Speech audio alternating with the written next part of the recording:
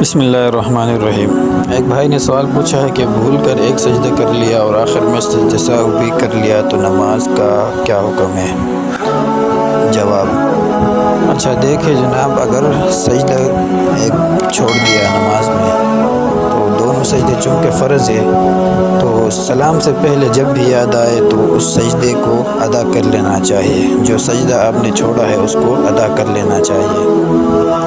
اگر وہ سجدہ آپ نے سلام سے پہلے ادا کر لیا اور اس کے بعد آخر میں سجدہ سہو کر لیا تو اس صورت میں تو آپ کی نماز درست ہو گئی۔ لیکن اگر آپ نے وہ سجدہ ادا ہی نہیں کیا اور بھول کر سلام کے وقت آپ کو یاد آیا اور آپ کو مسئلہ معلوم نہ ہونے کی وجہ سے آپ کے ذہن میں یہ تھا کہ چلو سجدہ سہو کر لوں گا تو نماز میری ہو جائے گی، اس صورت میں آپ نے سلام پھیر کر سجدہ سہو کر لیا تو اس صورت میں آپ کی نماز نہیں ہوئی، ٹھیک ہے۔ اس نماز کا اعادہ آپ کے اوپر واجب ہے، آپ اس نماز کو لوٹائیں۔